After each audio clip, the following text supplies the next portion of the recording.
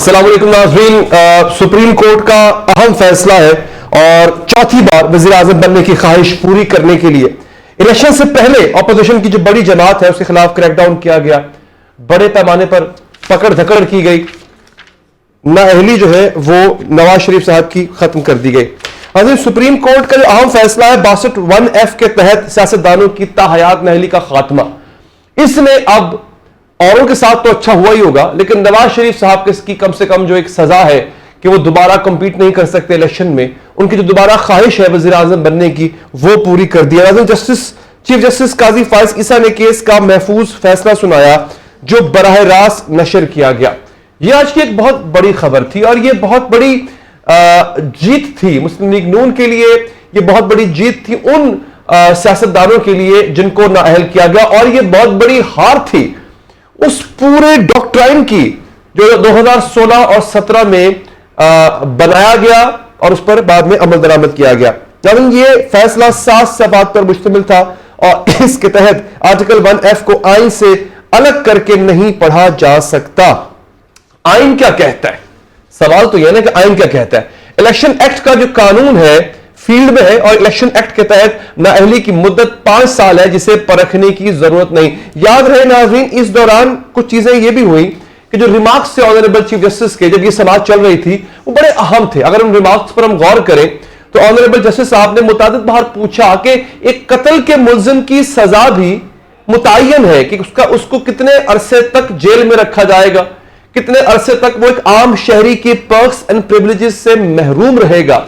لیکن یہ کیا کہ ایک شخص جو جھوٹ بولے اور بطور سیاستدان اس پہ 5 سال کی بجائے تا حیات نااہلی لگا دی جائے۔ اگر اس معیار کو ہی پیمانہ بنایا جائے گا تو آنریبل ججز نے یہ بھی کہا کہ اس طرح تو ہم بھی اس منصب پر نہیں بیٹھ سکیں گے۔ خیر ناظرین، فیصلے میں کہا گیا ہے کہ سمیع اللہ بلوچ کا فیصلہ کالعدم قرار دیا جاتا ہے اور عدالتی ڈکلیریشن کے ذریعے 62(1)(f) کی تشریح اس کو دوبارہ لکھنے کے مترادف ہے۔ اب یہ بھی ایک سوال ہے جو کہ انشاءاللہ آگے چل کے وکلا سے کریں گے کہ یہ تشریح کرنی کس نے ہے، اس تشریح کے لیے دوبارہ سے پارلیمنٹ کو ہی تکلیف دی جائے گی یا پھر یہ کام بھی عدالت نے کرنا ہے، جبکہ عدالتی ڈکلیریشن دینے کے حوالے سے کوئی قانونی طریقہ کار موجود نہیں ہے۔ فیصلے میں کہا گیا کہ آرٹیکل 62(1)(f) کی مدت کا تعین آئین میں نہیں کیا گیا، اور یہ بہت بڑا سوال تھا۔ جب اگین میں سماعتوں کا حوالہ آپ کو بتاؤں گا، وکلا سے سوال کیا جاتا تھا، اٹارنی جنرل سے سوال کیا جاتا تھا کہ کیوں ایزیوم کیا گیا کہ جو سزا ہے، جو نواز شریف کو سزا ہوئی یا پھر جس طرح سمیع اللہ بلوچ کا فیصلہ تھا ان کو سزا ہوئی 62(1)(f) کے تحت، وہ تا حیات ہے۔ کیا آئین میں کہیں سزا کی مدت کا تعین ہے؟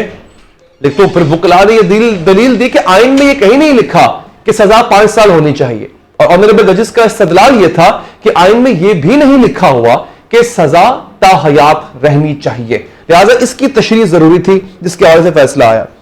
جسٹس یحییٰ آفریدی نے اختلافی نوٹ لکھا ہے اور تا حیات نااہلی کا فیصلہ درست قرار دیا ہے۔ انہوں نے لکھا ہے کسی بھی رکن اسمبلی کی نااہلی سپریم کورٹ کا فیصلہ برقرار رہنے تک رہے گی۔ اچھا، یہاں پہ ایک اور بات بڑی امپورٹنٹ ہے ناظرین، میں دوبارہ بات کروں گا ان ریمارکس کی کیونکہ وہ بڑی امپورٹنٹ ہے۔ ان ریمارکس میں جب آرٹیکل 62(1)(f) کی تاریخی حیثیت کا ذکر ہوا تو یہ سوال اٹھا کہ یہ آرٹیکل آئین میں آیا کیسے؟ ذکر ہوا جناب کہ جنرل ضیاء الحق جو کہ ایک ڈکٹیٹر تھے، انہوں نے آئین میں اپنی خواہش کے مطابق اس شک کو ڈلوایا۔ اب سوال یہاں پہ یہ پیدا ہوتا ہے کہ ایک سیاستدان کو صادق اور امین ہونا چاہیے، جھوٹ بولے تو نااہل ہوگا۔ تو اگر ایک سیاستدان کے لیے یہ کسوٹی ہے کہ وہ صادق اور امین ہو، اور یہ کسوٹی اس کسوٹی کو امپوز کون کر رہا ہے، اس کسوٹی کو آئین کے اندر شامل کون کر رہا ہے؟ ایک ڈکٹیٹر جو خود پہلے آئین کی خلاف ورزی کر کے آیا ہوتا ہے۔ تو یہ آنریبل ججز نے، آنریبل چیف جسٹس نے خاص طور پہ اس سوال کو بار بار پوچھا کہ کیسے ایک ڈکٹیٹر یہ فیصلہ کرے گا کہ کون صادق ہے اور کون امین ہے۔ انہوں نے یہ بھی لکھا کہ کسی بھی رکن اسمبلی کی نااہلی سپریم کورٹ کا فیصلہ برقرار رہنے تک رہے گی۔ سپریم کورٹ کے پاس آئین کے آرٹیکل 184(3) میں کسی کی نااہلی کا اختیار نہیں ہے۔ بعد میں یہ بھی یاد رہے کہ نواز شریف کا جو کیس تھا وہ آرٹیکل 184 جو ہے آرٹیکل اس کے تحت جو ہے وہ ٹیک اپ کیا گیا تھا، یعنی سو موٹو نوٹس کے تحت टेक अप किया गया था और उनकी नाअहली जो है वो फिर बाद में अमल में लाई गई थी। सुप्रीम कोर्ट में समीउल्लाह बलोच केस में नाअहली ना हताहत है और ना ही मुस्तकिल। समीउल्लाह बलोच केस में तय करदा उसूल दुरुस्त है। फैसले के बाद मुस्लिम लीग नून के कायद नवाज शरीफ और इस्तेकाम पाकिस्तान पार्टी के सरबरा जहांगीर तरीन 8 फरवरी का इलेक्शन लड़ पाएंगे। यह है एक और बड़ी खबर, क्योंकि बेसिकली इस फैसले के जो 2 सबसे बड़े इफेक्टिव थे वो नवाज शरीफ साहब हैं, वो जहांगीर तरीन साहब हैं। नवाज शरीफ साहब के बारे में तो कहा जाता है कि वो चौथी मर्तबा भी वजारत उज़्मा के उम्मीदवार हैं। उनकी पाकिस्तान वापसी भी इसी वजह से हुई थी क्योंकि वो इलेक्शन लड़ना चाहते थे। इस वक्त नाज़रीन पाकिस्तान का जो सियासी मंजरनामा है, सबसे ज्यादा जो राह हमवार है या मैदान हमवार है, जो लेवल प्लेइंग फील्ड है, मुस्लिम लीग नून के लिए दस्तयाब है। अगेन मैं एक मुख्तसर सा जायजा यहां पे ले लेता हूं। नवाज शरीफ साहब जो सजा याफ्ता है, मगर वो अपनी सजा है वो लंदन में काट रहे थे, अपने घर में काट रहे थे, अपने अपार्टमेंट में काट रहे थे। बीमारी का कहा गया, उसके बावजूद नवाज शरीफ साहब पे इल्जाम लगता रहा कि वो बीमार अगर है भी तो उनसे सेहतयाब हो चुके हैं, वापस आए अपनी सजा काटे। लेकिन नवाज शरीफ साहब 1 महीने का कहकर गए थे, 4 साल उनको वहां पर लग गए। जब वो वापस आते हैं तो ये बड़े हैरानकुन तौर पे वापसी अभी उनका सफर चल रहा होता है, अभी वो जहाज में होते हैं कि उनके केसेस खत्म होना शुरू हो जाते हैं, यहां तक कि उनको प्री अरेस्ट बेल भी मिल जाती है। उनके खिलाफ जो केसेस बनाए गए थे वो कागज के टुकड़ों की तरह या ताश के पत्तों की तरह वो घर बिखर जाता है। उनके हामी ये कहते हैं, उनकी जमात के लोग ये कहते हैं, क्योंकि ये केसेस फ्रिवलेस थे, इन केसेस में जान नहीं थी, लिहाजा ये केसेस जो है वो खत्म हो गए। लेकिन हमने ये देखा है पाकिस्तान की तारीख में, अगर किसी के ऊपर झूठा मुकदमा भी दायर किया गया हो बगैर सबूतों के, कोई कमजोर मुकदमा भी दायर किया गया हो, तब भी उस मुकदमे को खत्म होते होते कई साल लग जाते हैं। लेकिन हमने ये देखा कि ये एक्सेप्शन भी नवाज शरीफ साहब के लिए मौजूद थी। अब नाज़रीन अदालती रुकावटें रेत की दीवार साबित हुई। इस वक्त नवाज शरीफ साहब जो है वो मैदान अमल में आ चुके हैं। इलेक्शन में 1 माह का वक्त रह गया है और नून लीग की जानिब से फिलहाल जो एक चीज पेंडिंग है वो है उनकी हतमी उम्मीदवारों की लिस्ट। और मैं आपको यह भी बता दूं नाज़रीन, इस पर भी हम मुतादिद प्रोग्राम कर चुके हैं कि नून लीग के अंदर टिकटों की बांट को लेकर भी एक अजीब किस्म की कंट्रोवर्सी पाई जाती है, क्योंकि नून लीग ने इससे पहले जब अदम एतमाद वो लेकर आए थे बानी चेयरमैन तहरीक इंसाफ के खिलाफ, तो उस अदम एतमाद की तहरीक को भी उन्होंने कैश करवाया था और वादे लिए थे उन्होंने, बल्कि वादे किए थे जिसमें उन्होंने टिकटों की बांट का वादा किया था कई ऐसे लोगों को जो आज शिकायत कर रहे हैं कि टिकट शायद उनको ना मिले। लिहाजा एक रिफ्ट, एक रस्सा कशी विद इन द पार्टी हम देख रहे हैं नून लीग के अंदर, और फिलहाल उनके हतमी उम्मीदवार सामने नहीं आए हैं। ख्वाजा आसिफ खुद भी इलेक्शन की तैयारियों में सुस्ती का एतराफ कर चुके हैं। वो क्या कह चुके हैं ये देखिए। ठीक है नाज़रीन, अब फिलहाल हम ये भी कह सकते हैं कि शायद अभी वो श्योर नहीं थे कि अदालती फैसले क्या आएंगे। ये एक इस्तदलाल, एक दलील दी जा सकती है मुस्लिम लीग नून की तरफ से। अलबत्ता ये उन्होंने माना कि हमारा जो इलेक्शन का जो एक पूरा प्रोसेस है कैंपेनिंग का, वो सुस्ती का शिकार है और अभी मंशूर भी सामने नहीं आया। पीपल्स पार्टी ने अपना मंशूर दे दिया है, दीगर जमातों ने अपना मंशूर दे दिया है। नून लीग जो सबसे मजबूत जमात लग रही है फिलहाल, उनका मंशूर सामने नहीं आया। और मैं जब कहता हूं मजबूत जमात लग रही है तो अगेन इल्जाम ये लगाते हैं उनके मुखालिफिन के फिलहाल लेवल प्लेइंग फील्ड सिर्फ नून लीग के लिए तैयार की गई है। इरफान सिद्दीकी साहब है जो कि मंशूर कमेटी के चेयरमैन है, एक इंटरव्यू में उन्होंने कहा कि मंशूर के हवाले से आरा का सिलसिला अभी तक जारी है। अच्छा नाज़रीन, पीपल्स पार्टी के रहनुमा खुर्शीद शाह ने सवाल किया है कि मुस्लिम लीग इंतखाबात के लिए बाहर क्यों नहीं निकल रही, क्यों उनको इलेक्शन नहीं लड़ना, क्या ये एक सवाल है बहुत बड़ा। उन्होंने कहा कि शायद नून लीग को पहले ही बता दिया गया कि इलेक्शन नहीं होंगे। नाज़रीन, हर किस्म के साजगार माहौल के होते हुए भी मुस्लिम लीग नून इंतखाबात में सरगर्म नजर नहीं आ रही। क्यों नहीं आ रही, बात करेंगे। सीनियर सहाफी मजहर अब्बास साहब ने हमें ज्वाइन किया। मजहर अब्बास साहब, इतना कुछ है जो कि नून लीग के लिए आसान हो गया हुआ है, उसके बावजूद भी ना मंशूर आया, ना कैंपेनिंग स्टार्ट की है, ना कोई तैयारियां नजर आ रही है मुस्लिम लीग नून की। क्या वजह है, क्या देख रहे हैं आप, क्या सोच रही है पूरी जमात? नहीं अली, मेरा ख्याल है कि अभी चूंकि आज का जो फैसला है उसके बाद तवक्को यही है कि मुस्लिम लीग नून की जो पॉलिटिकल एक्टिविटीज हैं वो ज्यादा आपको नजर आएंगी। दूसरी ये कि जब फाइनल लिस्ट होती है, जब फाइनल लिस्ट हो जाती है उसके बाद ही हमें ये आमतौर पे नजर आएगा। ये गालबन 13 तारीख को जब फाइनल लिस्ट हो जाएगी, सारे विड्रॉल हो जाएंगे, یہ میرا خیال ہے کافی حد تک مزید جو ابھی ہمیں دیکھنا یہ ہے، کیونکہ پی ٹی آئی کے چیئرمین کی بھی ایک طریقے سے سزا اور ان کا مسئلہ ہے، تو یہ ساری چیزیں ایک پکچر جو ہے ہمارے سامنے آ جائے گی اسی ہفتے کے آخر تک. اور بظاہر جو آج کا فیصلہ ہے اس سے فائدہ نواز شریف صاحب کو بھی ہوگا، اس سے فائدہ جہانگیر ترین صاحب کو بھی ہوگا، لیکن اصل چیز یہ ہے کہ یہ جو تاحیات نااہلی کا مسئلہ ہے، اس کو جب تک پارلیمنٹ خود اس چیز کو صحیح معنوں میں ایڈریس نہیں کرے گی، اور یہ دراصل جس ادوار کی یہ ترامیم ہیں وہ ادوار ہی غیر آئینی تھا، یعنی جنرل ضیاء الحق کا ادوار جو ہے اس کے دور میں کی ہوئی ترامیم جو ہیں، یا جنرل ضیاء الحق کا اپنا دور تھا جس شخص کو خود ہی اس ملک میں آئین اور قانون کو توڑ کر آیا تھا، جس نے آئین کو ختم کیا تھا، اور اس کے بعد اس کے جتنے بھی فیصلے ہیں میرا خیال ہے وہ کالعدم قرار دینے چاہیے. بدقسمتی سے اس ملک کی جو پارلیمنٹ ہے وہ اپنا وہ کردار ادا نہیں کر سکی، اور ساری چیزیں ہم سپریم کورٹ پہ ڈال دیتے ہیں. اب اس فیصلے کے بہرحال دور رس نتائج ہوں گے. آج ایک فیصلہ وڈرا ہوا ہے، کل ایسا نہ ہو کہ کل کوئی دوسری عدالت ہو اور کل کوئی دوسرے چیف جسٹس ہو اور دوسری بینچ ہو، اور یہاں معاملات تو اسی طرح چلتے ہیں. یہاں نظریہ ضرورت کے تحت سپریم کورٹس چلتی رہی ہیں، یعنی جنرل مشرف ہوں، جنرل ضیاء الحق ہوں. جنرل مشرف کو تو سپریم کورٹ نے یہاں تک اختیار دے دیا تھا کہ جی اگر آپ آئین میں ترمیم کرنا چاہیں تو ترمیم کر سکتے ہیں چند ایک کلوزز کو چھوڑ کے. تو جہاں ہماری اعلیٰ عدلیہ کے یہ حال ہوں، لیکن تاحیات نااہلی، دیکھیے سیاستدانوں کی اہلیت اور نااہلیت ان کو اقتدار میں رکھنے یا نہ رکھنے کا فیصلہ صرف عوام کو کرنا ہوتا ہے. یہ چند افراد بیٹھ کے یہ فیصلہ نہیں کر سکتے کہ کون اہل ہے اور کون نااہل ہے، کس کو الیکشن لڑنا چاہیے کس کو نہیں لڑنا چاہیے. میرا خیال ہے یہ عوام پہ ہمیں چھوڑنا چاہیے.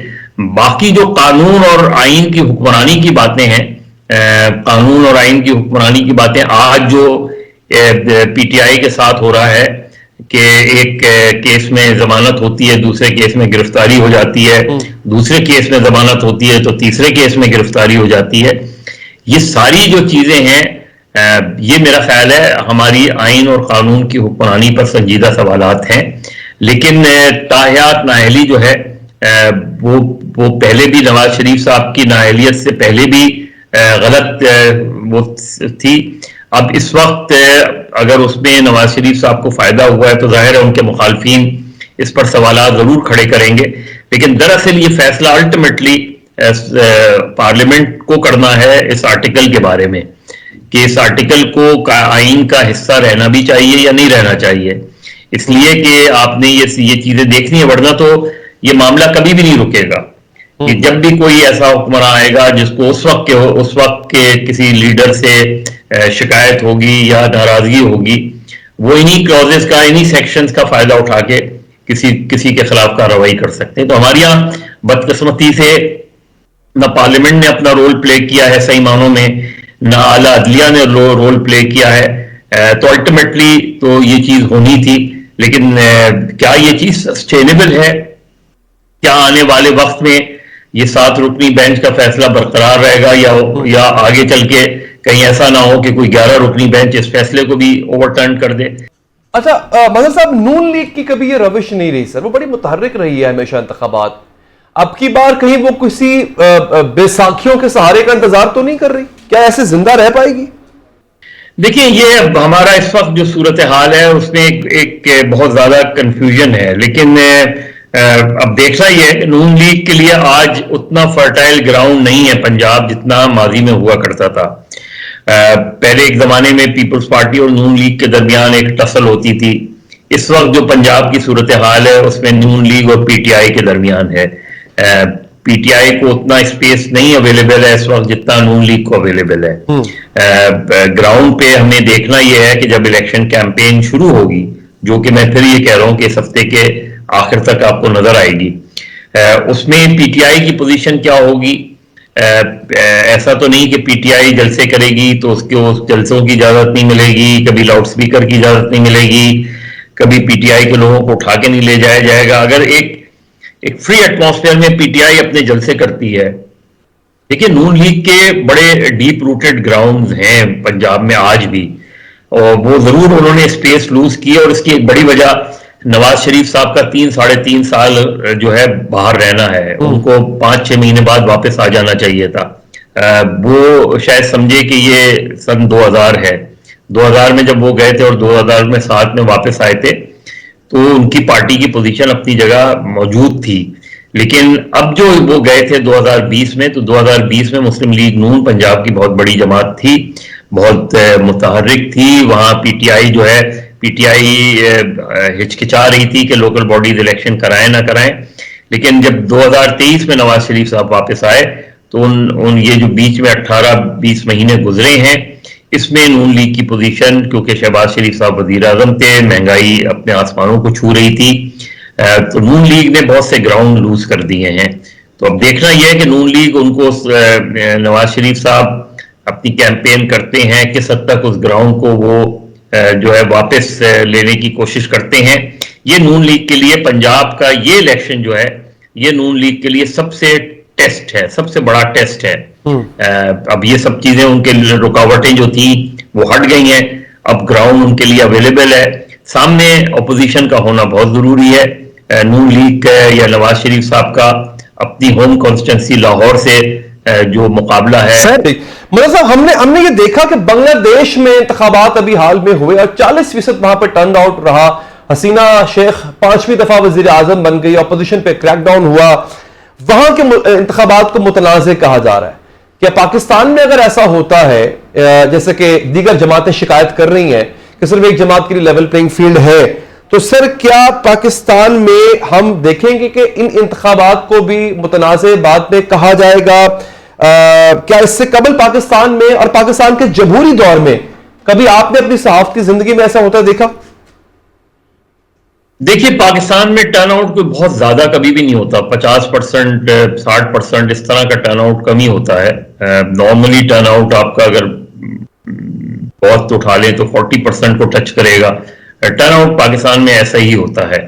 اب دیکھنا یہ جو اگر پی ٹی آئی بلے کے نشان کے ساتھ الیکشن میں ہوگی اور ٹرن آؤٹ اچھا ہوگا تو اس کا فائدہ پی ٹی آئی کو ہوگا. ٹرن آؤٹ لو ہوگا تو اس کا نقصان پی ٹی آئی کو ہوگا, اور اس کا فائدہ پی ایم ایل این کو ہو سکتا ہے. ہر دو صورتوں میں جو پولیٹیکل اسٹیبلٹی کی بات ہے وہ تو ابھی دیکھنا ہے کہ جب الیکشن ہوں گے, گورنمنٹ بنے گی, کس طرح کی گورنمنٹ بنتی ہے. زیادہ امکان اسی کا ہے کہ کولیشن گورنمنٹ بنے گی. کولیشن گورنمنٹ میرے نزدیک بہت زیادہ طاقتور نہیں ہوتی. لیکن بہرکیف دیکھنا ہے کہ اگلے 15 دن جو ہے ہمیں بہت انٹرسٹنگ نظر آئیں گے. 15 دن میں بہت ایکٹیویٹی نظر آ سکتی ہے, اور اگر ایسا نہیں ہوتا اور پی ٹی آئی اپنے فل فلیش طریقے سے نہیں آتی اس طریقے سے کیمپین میں, تو ظاہر ہے اس کا فائدہ نواز شریف کو ہوگا. لیکن اگر پی ٹی آئی جو ہے اس کو انتخابی نشان مل جاتا ہے, یا ایون ادروائز بھی پی ٹی آئی جلد سے جلوس کرنے کی اسے اجازت ہوتی ہے اور جلد سے جلوس کرتی ہے, تو ہمیں اچھا ٹرن آؤٹ نظر آئے گا. ٹھیک ہے مظہر صاحب, بہت بہت شکریہ, آپ نے پروگرام کے لیے وقت نکالا. آگے بڑھتے ہیں ناظرین, اسے چوتھی بار وزیر اعظم بنانے کی خواہش پوری کرنے کے لیے الیکشن سے پہلے اپوزیشن کی بڑی جماعت کے خلاف کریک ڈاؤن کیا گیا. بڑے پیمانے پر پکڑ دھکڑ ہوئی. ماضی میں اپوزیشن جماعتوں کو کالعدم تک قرار دیا گیا. اس بار اہم رہنماؤں کے خلاف کیسز بنائے گئے. اپوزیشن کے ہزاروں کارکنوں کو گرفتار کیا گیا, جیل میں ڈالا گیا. انتخابات میں کسی قسم کے مقابلے کا امکان ہی ختم کر دیا گیا. اس بنیاد پر اپوزیشن انتخابات کو دھوکہ اور فراڈ قرار دیتی رہی, انتقامی سیاست کی دہائیاں دیتی رہی, انتخابات کی شفافیت پر سوال اٹھاتی رہی, لیکن اس کے سب سوال نظر انداز کر دیے گئے.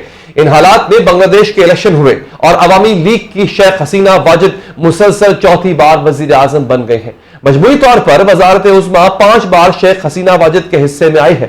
حسینہ واجد کی جماعت عوامی لیگ اور اتحادی جماعتوں نے 300 پارلیمانی نشستوں میں سے 223 جیت لی ہے, لیکن ووٹر ٹرن آؤٹ 40% سے بھی کم رہا. شیخ حسینہ واجد کی سب سے بڑی حریف جماعت بنگلہ دیش نیشنلسٹ پارٹی یعنی بی این پی تھی. بی این پی کی سربراہ خالدہ ضیاء کو بدعنوانی کے الزام لگا کر نظر بند کر دیا گیا. خالدہ ضیاء کے بیٹے طارق رحمان پارٹی کے قائم مقام چیئرمین ہے, لیکن وہ بھی لندن میں جلا وطن ہے. اپوزیشن کو مقابلے کی دوڑ سے باہر رکھنے کے لیے اپوزیشن جماعتوں کے خلاف وسیع پیمانے پر کریک ڈاؤن کیا گیا۔ حکمران عوامی لیگ نے جیلوں کو مخالفین سے بھر دیا۔ اپوزیشن کے 25,000 کے قریب رہنما اور کارکن گرفتار کر لیے گئے۔ اس بنیاد پر اپوزیشن جماعتوں نے حکومت کے خلاف مظاہرے شروع کر دیے۔ مظاہروں کے دوران کئی مقامات پر آتش زدگی کے واقعات بھی پیش آئے۔ پرتشدد مظاہروں کے دوران گاڑیاں جلائی گئیں، ایک ٹرین بھی جلائی گئی۔ شیخ حسینہ واجد اپوزیشن کو الزام دیتی رہی کہ وہ پرتشدد واقعات میں ملوث ہے، اسی وجہ سے وہ اپوزیشن جماعت کو دہشت گرد قرار دیتی رہی۔ اپوزیشن یہ مطالبہ بھی کرتی رہی کہ انتخابات سے پہلے ایک غیر جانبدار نگران حکومت لائی جائے، لیکن شیخ حسینہ واجد نے یہ مطالبہ بھی تسلیم نہ کیا۔ حسینہ واجد کے حامیوں کا کہنا ہے کہ بنگلہ دیش شدید معاشی مشکلات کا شکار تھا اور شیخ حسینہ واجد نے ہی ملک کو معاشی مشکلات سے نکال کر استحکام فراہم کیا۔ ناظرین، یہاں وقت ہوا ایک بریک کا، بریک کے بعد حاضر ہوں گے۔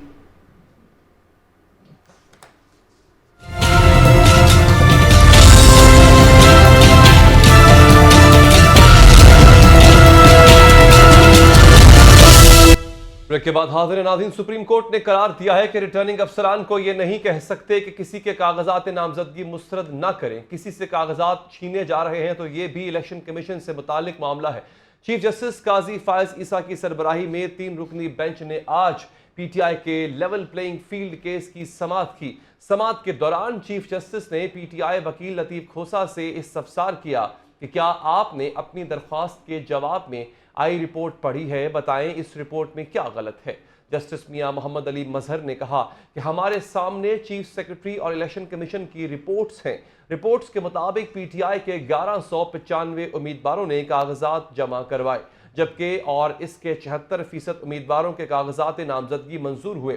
چیف جسٹس نے کہا کہ اگر الیکشن کمیشن اور چیف سیکرٹری پنجاب نے تحریری جوابات میں کوئی غلط بیانی کی ہے تو ہمیں تحریری طور پر بتائیں۔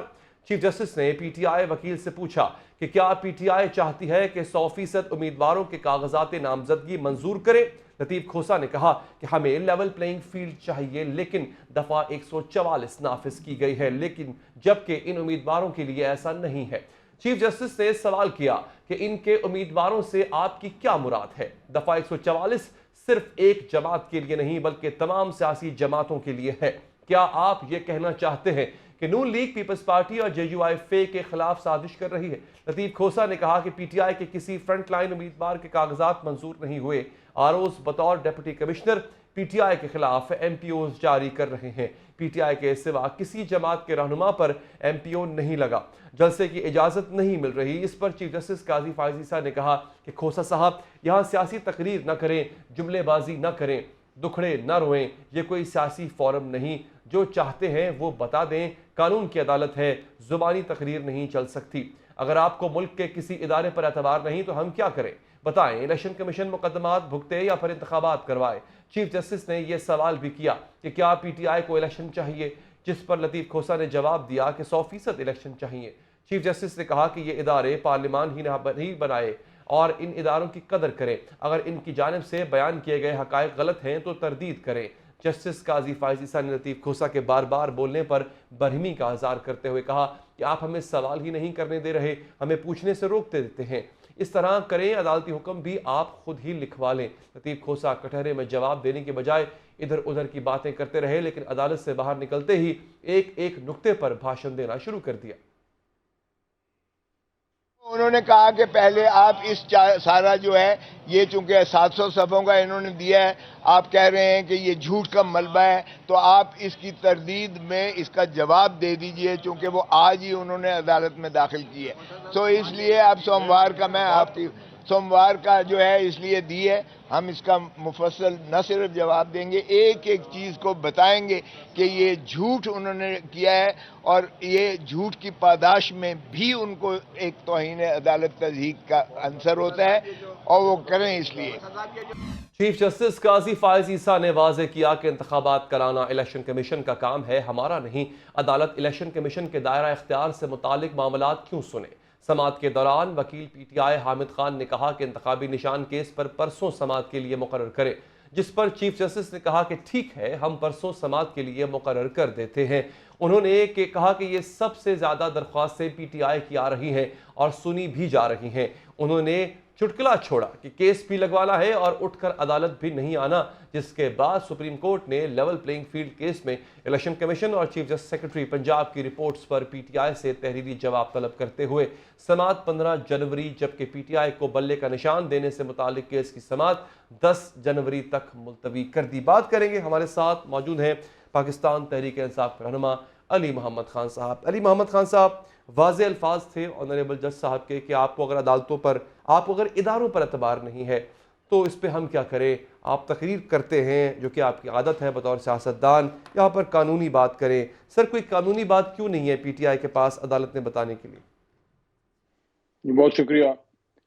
بسم اللہ الرحمن الرحیم، اللہم صلی وسلم وبارک علی سیدنا محمد وعلی آل محمد۔ علی حیدر صاحب، سر میں آپ کی اجازت سے، چونکہ آپ نے آئینی بحث چھیڑی ہے، تو میں اگر سپریم کورٹ ہوتا تو میں ایک آرٹیکل ضرور وہاں پڑھتا، آپ کی اجازت سے پڑھتا ہوں۔ جی آرٹیکل 190، یہ وہ آرٹیکل ہے جو سب سے زیادہ اسٹرینتھ دیتا ہے سپریم کورٹ آف پاکستان کے فیصلوں کو، action in aid of supreme court. آواز نہیں آ رہی علی صاحب کی، ہم دوبارہ رابطہ کرنے کی کوشش کرتے ہیں۔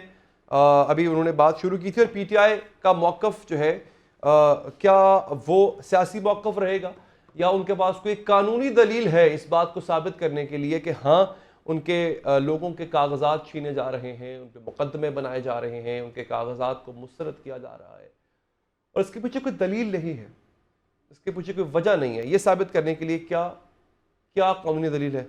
جی علی صاحب، آپ بات کر رہے تھے، سر کنٹینیو کیجئے گا۔ اگر میں اپنی بات پوری کرتا ہوں سر نہیں، اصل میں ہوا یہ تھا کہ آپ کی آواز آنا بند ہو گئی تھی تو پھر اس لیے میں نے کاٹا، آپ بات مکمل کریں سر۔ جی معذرت۔ نہیں، آج تو ہمارا کوئی ٹیلی تھون بھی نہیں ہے، نہ ورچوئل جلسہ ہے، پھر تو میرے خیال میں سگنلز ٹھیک رہنے چاہیے۔ اتنا بھی کیا ڈر تحریک انصاف سے، ہم بھی محب وطن پاکستانی ہیں۔ بہرحال میں اپنی بات دوبارہ پوری کرتا ہوں۔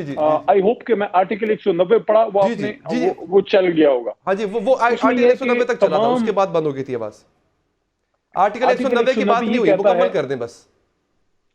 جناب، آرٹیکل 190 یہ کہتا ہے کہ all executive and judicial authorities have to act in aid of Supreme Court، کہ تمام انتظامی اور جوڈیشل جو ہیں، عدالتی ادارے جتنے بھی ہیں، سپریم کورٹ کے حکم کے سپریم۔ آواز پھر چلی گئی ہے علی صاحب کی، علی صاحب کی آواز بریک ہو گئی ہے، اور کہیں یہ نہ ہو کہ علی صاحب جو ہے وہ یہ سمجھے کہ واقعی ان کی آواز ہم بند کر رہے ہیں۔ ان کو پورا موقع ڈیفینیٹلی دیا جائے گا اور ایسا ہوگا نہیں۔ علی صاحب مجھے سن پا رہے ہیں سر؟ آپ ایک کام کرتے ہیں، ایک وقفہ لیتے ہیں، وقفے کے بعد اس ایشو کو فکس کر کے پھر واپس آتے ہیں۔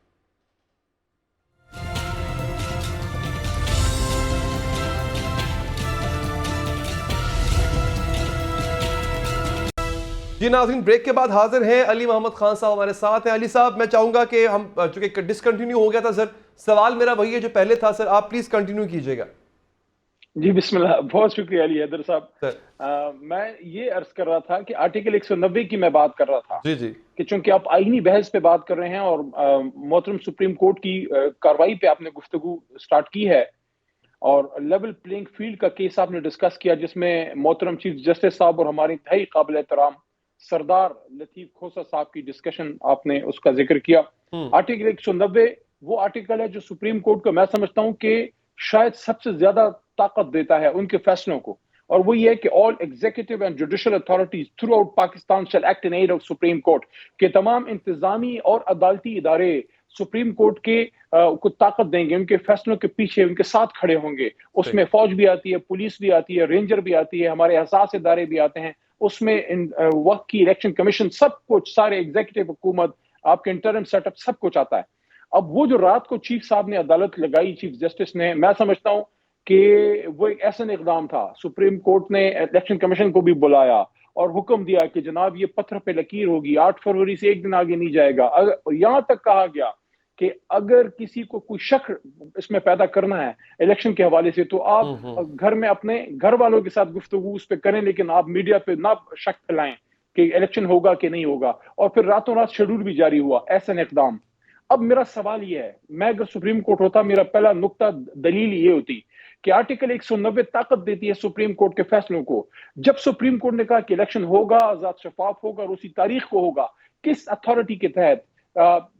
پولیس پنجاب میں، بالخصوص وہاں جس طریقے سے لوگوں پہ ریڈ کیے گئے، لوگوں کو اٹھایا گیا، ہمارے ہی انتہائی قابل احترام سپریم کورٹ کے سینئر ترین وکیل سلمان اکرم راجہ صاحب کی موجودگی میں ہمارے وہاں تحریک انصاف کے پروپوزر سیکنڈر اٹھائے گئے، اسی گنہگار آنکھوں نے اور میڈیا نے اس کو قلم بند کیا۔ اسی کے ساتھ خواتین کے ہاتھوں سے جو نامینیشن پیپر چھینے گئے اور لوگوں کو ہراساں کیا گیا، جو کام پولیس کا تھا کہ سب کو ایکول پروٹیکشن دے، وہ یوز ہوئی ہمارے کارکنوں کے خلاف، ہمارے کینڈیڈیٹس کے خلاف، اور بڑی مشکل سے پاپڑ بیل کے ہمارے لوگوں نے پتہ نہیں کیا کیا کر کے جو اپنے ڈاکومنٹ جمع کیے۔ مجھے آپ ایک بات بتائیں، کیا اس وقت ہمارے ملک کے جو انتظامی ادارے ہیں جو الیکشن کمیشن کے نیچے اس وقت کام کر رہے ہیں، الیکشن کرانے کے لیے ان کو الیکشن کمیشن کی بھی سپورٹ کرنی ہے اور سپریم کورٹ کے فیصلے پہ منع عمل بھی کرنا ہے، کیا یہ توہین عدالت نہیں تھی؟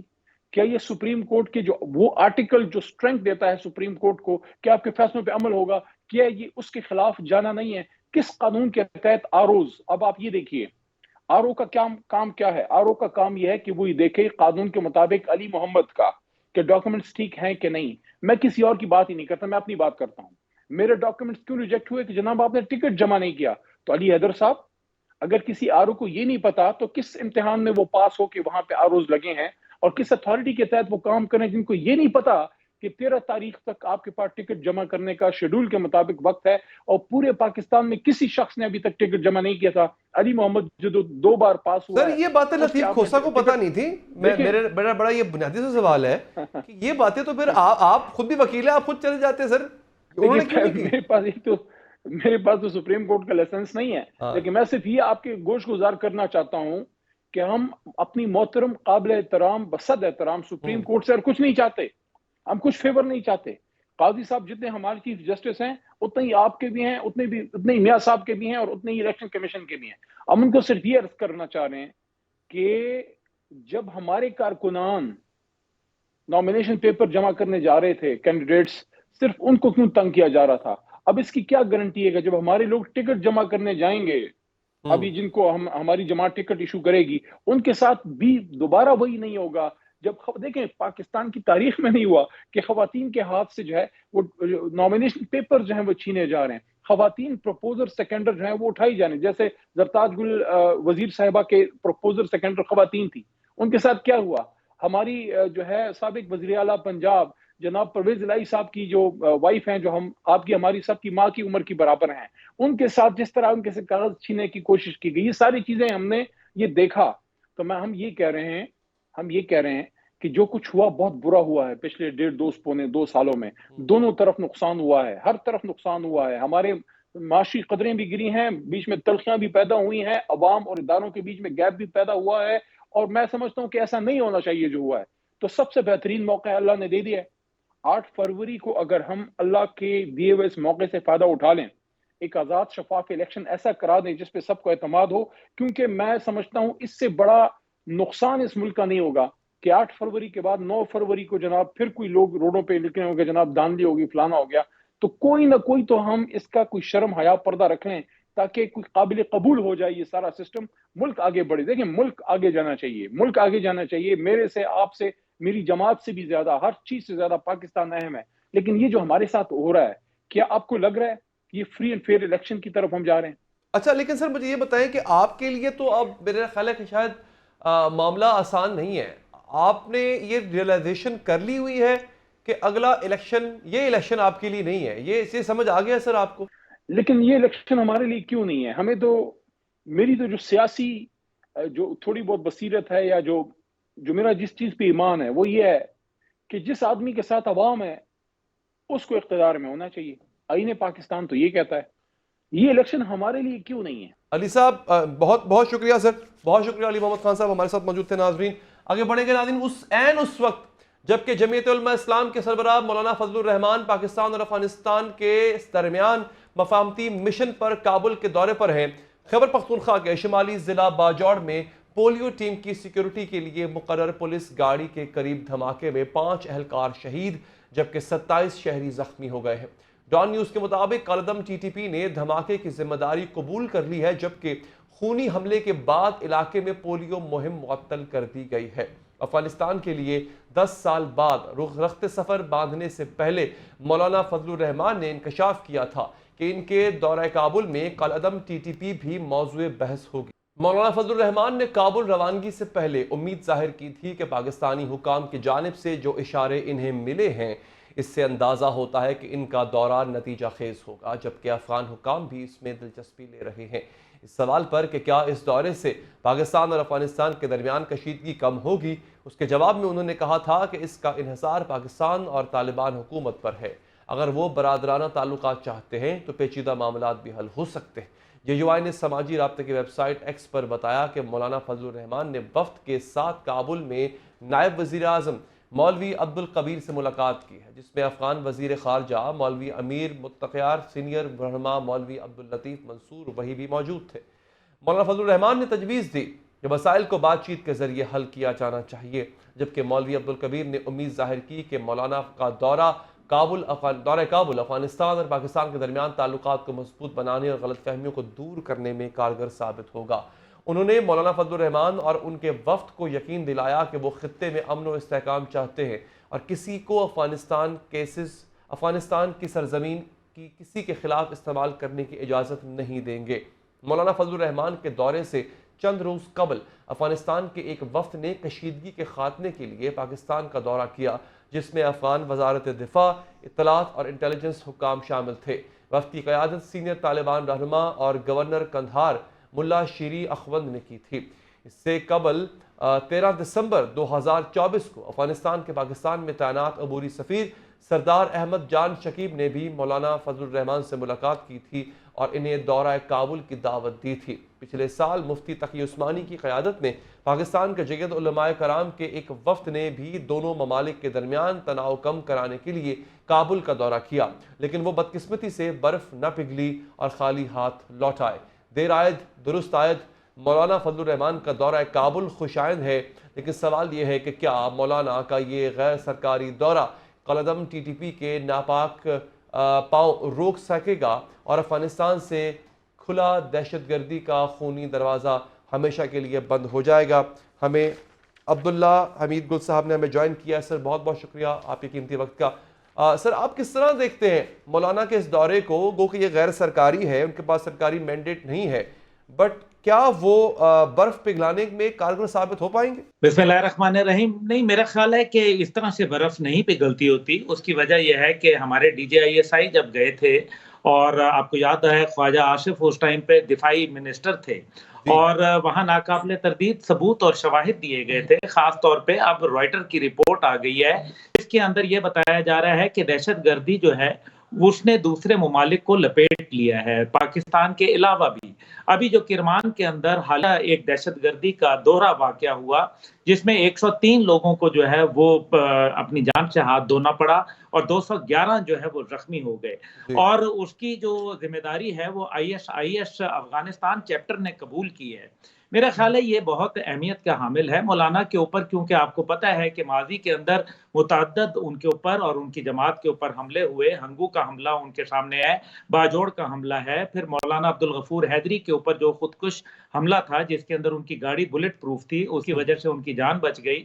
لیکن یہ تمام واقعات بہت ہی خطرناک ہیں، اور خاص طور پہ ہمیں یہ پتہ ہے کہ ان کو اپنے گھر جانے سے، ان کو اپنی مسجد میں نماز ادا کرنے سے جو ہے وہ تھریٹ آ گئی ہے، اور باقاعدہ پوسٹرز اور بینرز لگے ہوئے ہیں کہ جو مولانا کے پروگرامات میں جائے گا وہ پھر نتائج کا خود ذمہ دار ہوگا۔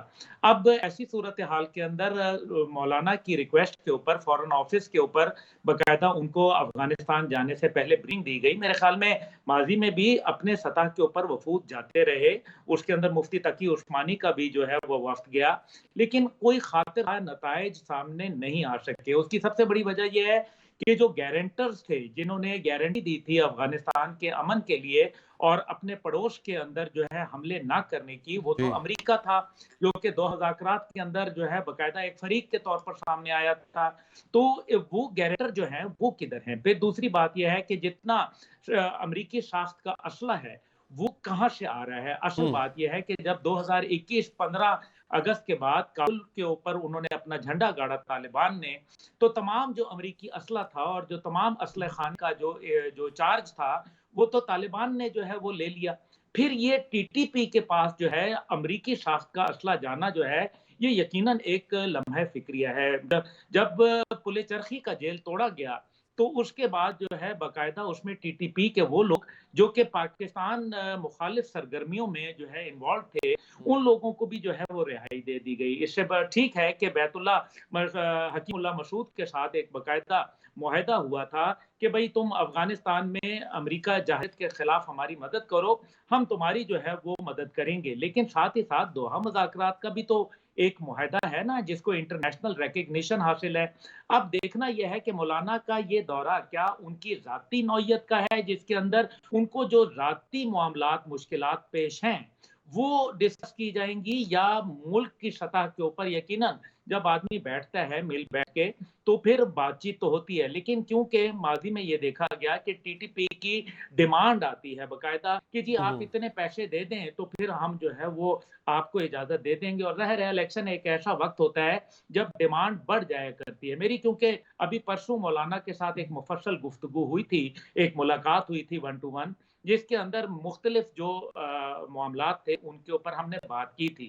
لیکن دوسری طرف یہ ہے میں یہ سمجھتا ہوں کہ جو معاملات ہیں ابھی حالیہ جو ان کے ڈپٹی انٹیلیجنس چیف جو ملٹری انٹیلیجنس کے پاکستان وہ آئے ہیں اور ان کے حوالے سے بات چیت ہوئی ہے، لیکن ایک کشیدگی موجود ہے اور خاص طور پہ بھارت جو ہے وہ ایک سپوائلر کا کردار ادا کر رہا ہے. دوسری طرف جو ہے آپ ابھی امریکہ کا جو دورہ تھا پاکستان آرمی چیف کا، اس کے اندر باقاعدہ جو نیشنل سیکیورٹی ایڈوائزر ہیں امریکہ کے ان سے سوال پوچھا گیا کہ جناب یہ امریکی ساخت پاکستان کے خلاف استعمال ہو رہا ہے، اس کے اوپر جو ہے انہوں نے کہا کہ جی ہمارے تو اطلاعات کوئی نہیں ہے، ہم اس کے اوپر تحقیقات کریں گے. یعنی کہ ایک کوئی انہوں نے ہنکتا بھنکتا سا جواب دیا. لیکن حقیقت یہ ہے کہ یا تو ان کو یہ اسلحہ تلف کر کے جانا چاہیے تھا یا پھر اس کو وہ ساتھ لے کے جاتے. اس کا مطلب ہے کہ جو پیک ایس بیٹل فیلڈ یعنی کہ پاکستان افغانستان بیٹل فیلڈ جس کو شروع میں افغانستان بیٹل فیلڈ کا نام دیا گیا، اس کے بعد وہ افغانستان پاکستان بیٹل فیلڈ ہوا اور پھر بعد میں وہ پاکستان افغانستان بیٹل فیلڈ ہوا. یہ ہے وہ خطرناک بات. اب یہ دیکھنا یہ ہے کہ $700 ملین جو پاکستان کا کوئلیشن سپورٹ فنڈ کے اندر خرچ ہوا، کیا امریکہ نے ہمیں وہ دے دیا؟ کیوں نہیں دیا؟ اس کا مطلب یہ ہے کہ امریکہ کو اپنی جو ذمہ داریاں ہیں وہ نبھانی پڑیں گی. پاکستان ایک بڑی مشکل جنگ لڑ رہا ہے اور پاکستان اس کے اندر روزانہ قربانیاں دے رہا ہے. پاکستان جو ہے اس کو کوئی کمزور نہ سمجھے کیونکہ پاکستان ایک نیوکلیئر ریاست ہے، ذمہ دار نیوکلیئر ریاست ہے. لیکن ساتھ ہی ساتھ اگر بھارت کی جو منمانیاں چلیں گی اور بھارت کی جس طرح سے 5 قونصل خانے وہاں موجود تھے جس کے اندر سٹنگ ان کے بریگیڈیئر آفیسر موجود تھے، وہ کیا کر رہے تھے؟ وہ یہی تانے بانے بول رہے تھے، وہ تمام دہشت گردوں کو پناہ دے رہے تھے. اب جو ہے چاہے وہ خراسان گروپ ہو، چاہے وہ داعش ہو، چاہے وہ آئی ایس ہو، چاہے وہ آئی ایس ایل ہو، یا وہ یو ایم آئی ہو، وہ دیگر ہوں، وہ جماعت الاحرار ہو، وہ جہاد اسلامی ہو، وہ تمام کے تمام جو ہے ان کی مرکزیت جو ہے وہ افغانستان میں قائم ہوتی جا رہی ہے. یہ بڑا خطرناک صورتحال ہے. اس سے تمام پڑوس میں اب پاکستان کے ساتھ ایران بھی آ گیا نا، تو اس کا مطلب یہ ہے کہ یہ خطے کے اندر جنگ پھیل رہی ہے. اور پھر ہم اس بات کو بالکل یکسر نظر انداز نہیں کر سکتے کہ اس کے اندر یقیناً جو طاغوتی قوتیں ہیں وہ تو انوالوڈ ہیں ہی ہیں، لیکن ہمیں اسرائیل کو جو ہے بالکل ہم پس پوش نہیں ڈال سکتے. اچھا یہ ایک بڑی امپورٹنٹ فیکٹر سر آپ نے ڈسکس کیا، کیونکہ میں بنجامن نیتن یاہو کا ایک انٹرویو مجھے یاد آتا ہے، میں اس کو کوٹ ہمیشہ کرتا ہوں. اس سے پوچھا گیا کہ کون سے ملک سے آپ کو خطرہ ہے، تو اس نے پہلے پاکستان کا نام لیا اور بعد میں ایران کا نام لیا. تو یہ ایک بڑی امپورٹنٹ ڈسکشن ہے سر، اس پہ انشاءاللہ دوبارہ کسی نیکسٹ پروگرام میں بات کریں گے چونکہ وقت ختم ہو گیا. لیکن میں آپ کا انتہائی مشکور ہوں سر کہ آپ نے پروگرام میں وقت نکالا. اب تک کے لیے اتنا ہی ناظرین، اپنا خیال رکھیے. اللہ نگہبان.